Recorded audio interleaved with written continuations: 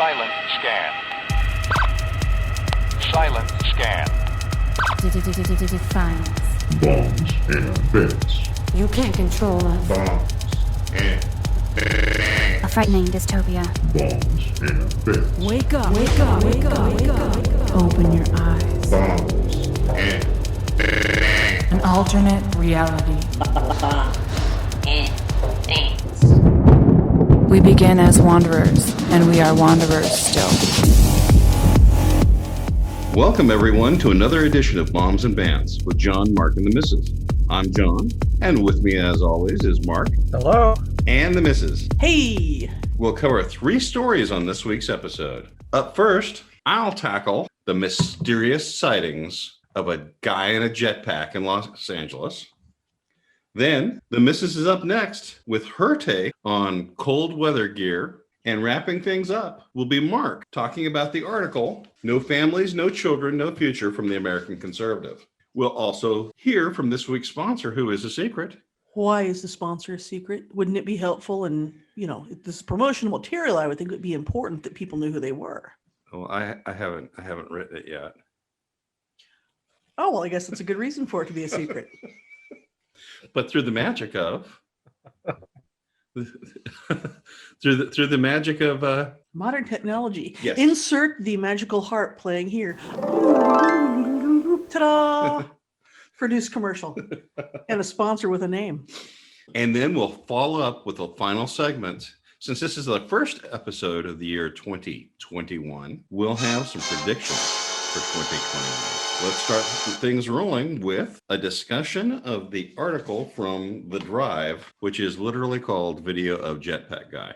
I found this article fascinating because it was very short. Well, let me just say that there aren't going to be any surprises in this article. What you get in the headline is what it is.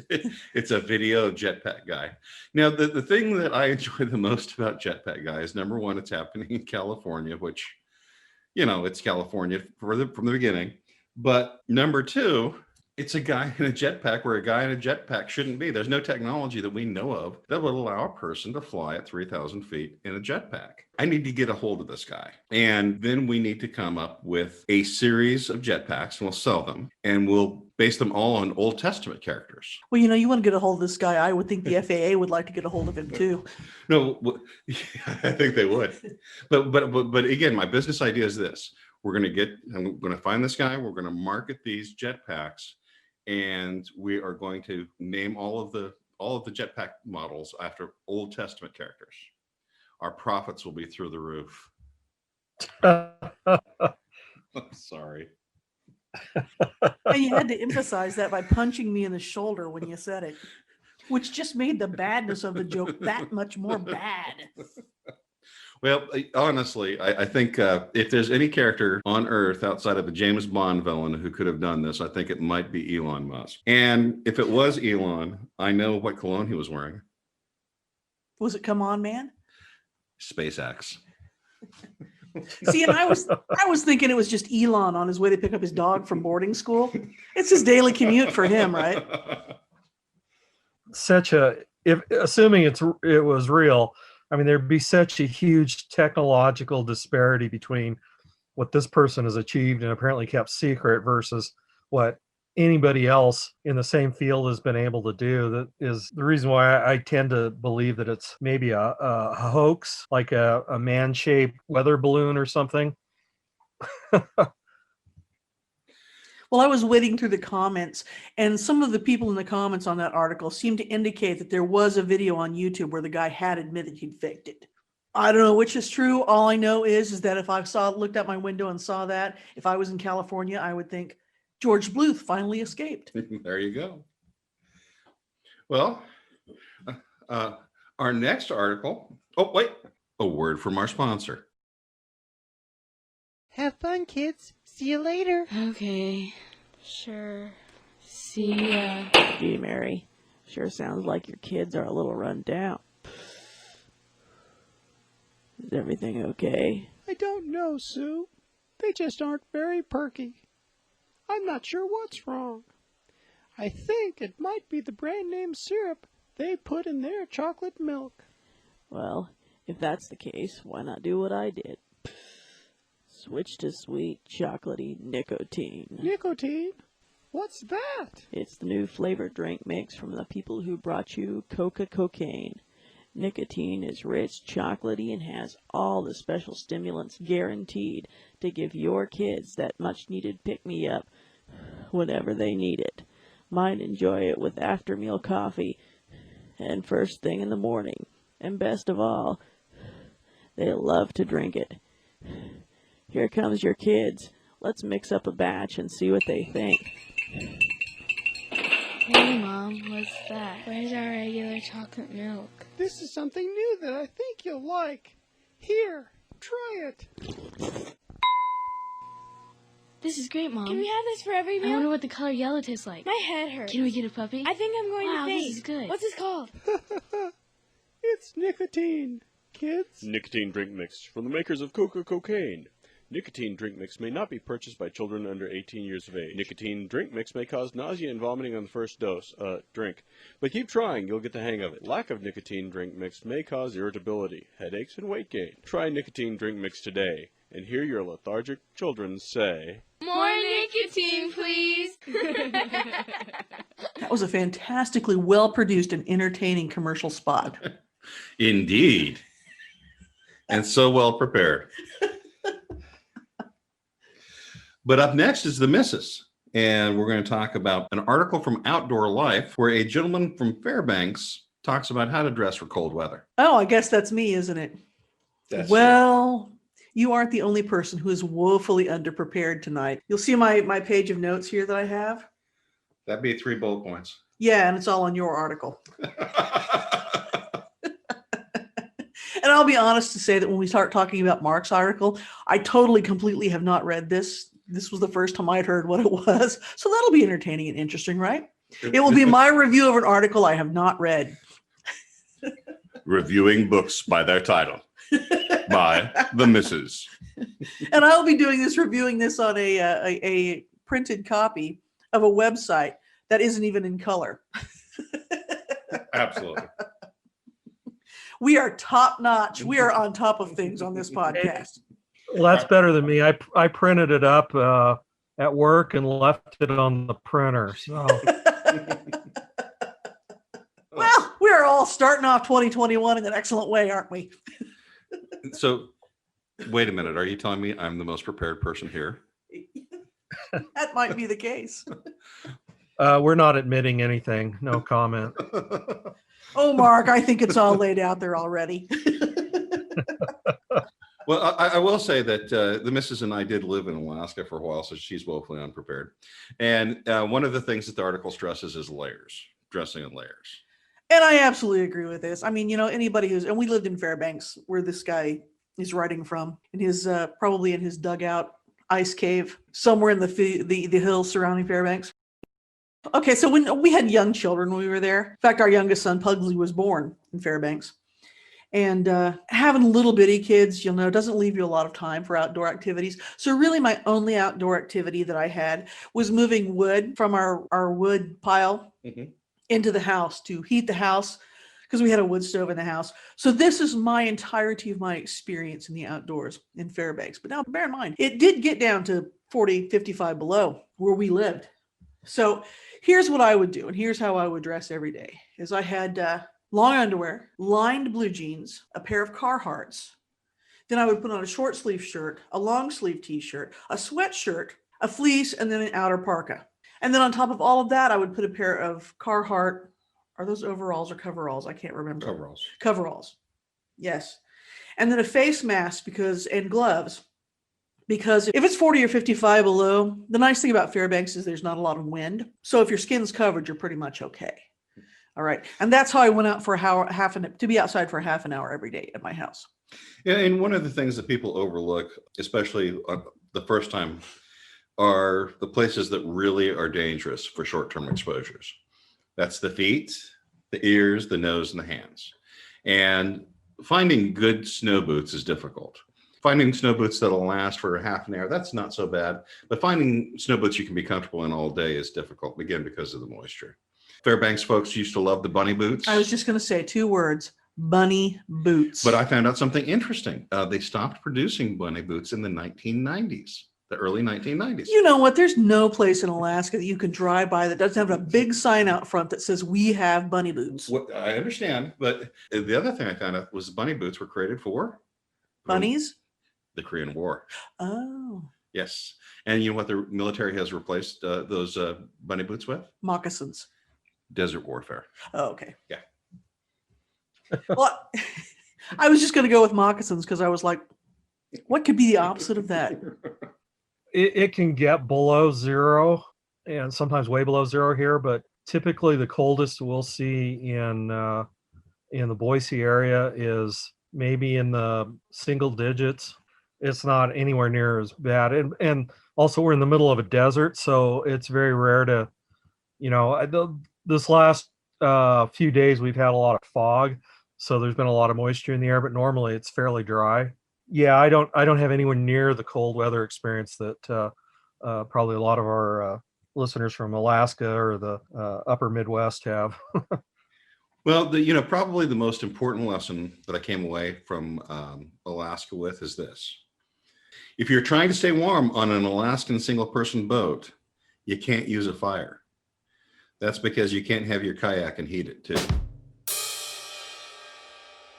And moving on. Okay. No, but interestingly enough, I read this book from a guy who was an Alaska native, and what was the name of it? I think it was Dreams of the Koyukon. And I can't remember what the guy's name is, but I'm pretty sure that's the name of the book. And so he was a guy who grew up in the interior Alaska, and he was born before Alaska was a state and all of that. And his mother was, I think, an Athabascan, and his father was white. And so he, got a lot of the traditional stuff from his mother. And one of the things that he talked about is that the old Athabascan way of surviving if you got caught out when it was cold and you hadn't planned to be cold. And one of the things he talked about is one of the things that this guy in the article talks about, and that is always have something with you if you're in a cold environment that you can start a fire with. And he used to take pieces of burlap that had been soaked in kerosene so that they would catch a spark right away. And, my sons have been involved in Scouts. And one of the things that I've come away from Scouts was using old film canisters, the plastic film canisters, putting Vaseline in them, petroleum jelly, and then stuffing them with cotton balls, and then carrying those around because those will start pretty quick too. But having something like that to stay warm. But one of the interesting things that this guy that wrote the book I was talking about mentioned is that what they would do is that they would find a place where they were going to sleep for the night, cut a bunch of boughs off trees, and build 2 fires, each the length of their person, right? So one fire you would keep going, but the other one you would put green pine boughs on top of. So it would smother it out, but it would still be warm. And that's what you would sleep on. And you'd lay down and sleep there. And the fire on the other side of you would keep you cold until it went out. And then the cold would wake you up and then you'd go on your way. And our dogs are incensed by that. They just hate being cold. Hey, we're podcasting. Don't. We're podcasting. Go. Pugsley, be gone. That seems like a good way to end that segment. That brings us up to our last story. That's from the American Conservative. It's no families, no children, and no future. I'll turn that on over to Mark. All right, thank you. That article is by Rod Dreher. It actually was published back at the end of October of this year. And he cites to a really long article from the New York Magazine, which is more on the differences between voters for Trump and Biden, and particularly the gender gap, as he called it, because essentially Trump was getting a lot more of male voters than Biden was, and Biden was getting an excess of female voters as compared to Trump. And anyway, in that article, he came across something which absolutely shocked him, which was that among young women, so basically women under 25, 30% of them identified as being LGBT. Based on comments and so forth that he had from some readers that he also published, a lot of that they believe is a lot of that 30% is the B part of LGBT or bisexual. This seems to match up with a couple videos I watched on a Finnish study that had very similar results based on surveys of women in Finland. Dreher goes on and discusses how this is really a sign of civilizational collapse or impending collapse. So this is something that's common amongst societies, particularly what you might call mature societies, cultures that have been around for a long time, really developed civilizations, is that when they get towards the end, weird things start happening with population, and particularly with people's willingness to rear children. I know all the female listeners will probably hate me on this, but one of the signs of decline is the rise of feminism and women's rights.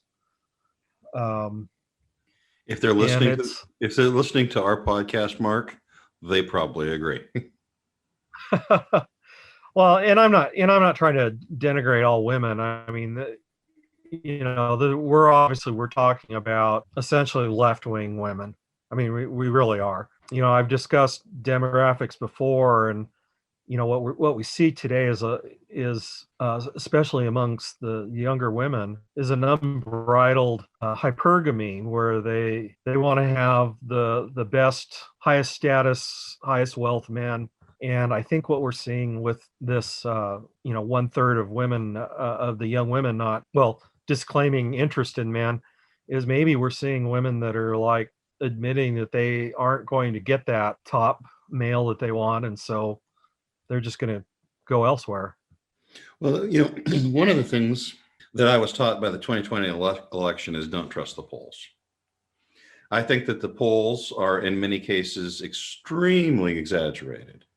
And people lie too. Yes, because I'm sure a lot of those girls, if they express their sexuality to their parents would certainly be taken by surprise. So what I was thinking about, you're talking about that survey that said that women were having a lot more sex than men were. And I think that both culturally and medically speaking, it's because we've made it so much easier for women to do that. You think about things back in the 60s and 50s before we had birth control pills. If you were a sexually active young woman, and odds are you were going to end up pregnant, and then you had to go away for the summer, and you'd come back and your parents had adopted another child. But we don't have that now because we have the pill, and it's a lot easier.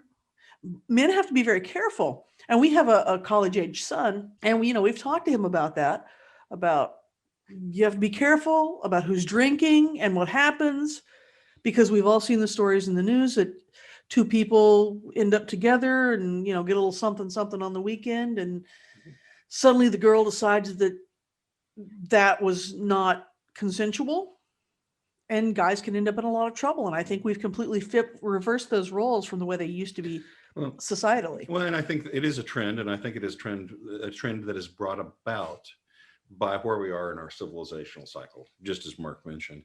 And it's the long end of summer, autumn, before it gets cold in the year. We have all the food that we could want.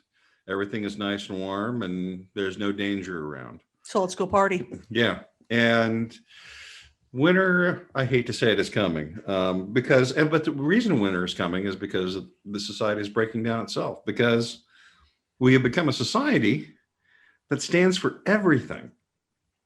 Therefore, it really stands for nothing. But now we have, since this is our inaugural.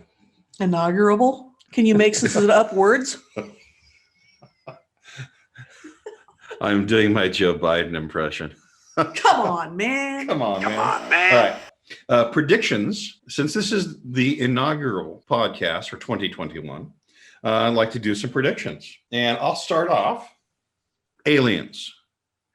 We won't see aliens. And there's a simple reason. I think astronomers have found that aliens are avoiding our solar system because we only have a 1-star review.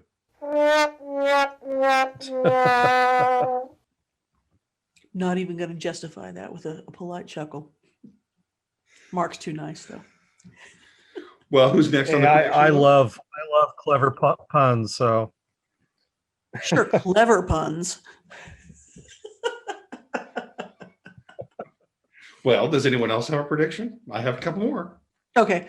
I was just going to say that I think on Inauguration Day, Joe Biden steps up, takes the oath of office, then, reaches down, grabs himself by the chin and pulls off the rubber mask to reveal himself to be a reptilian alien, thusly proving David Icke right.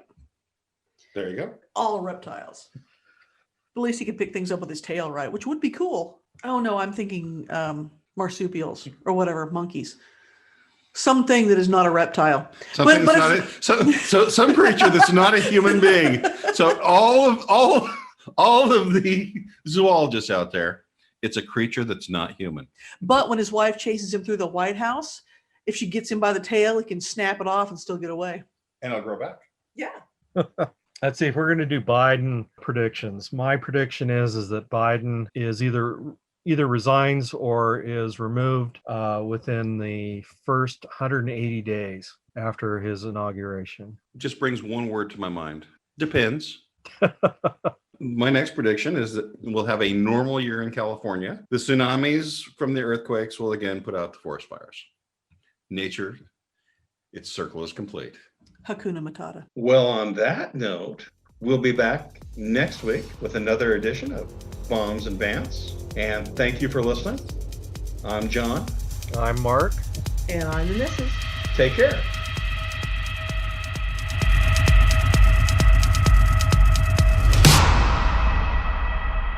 Y'all come back now, you hear?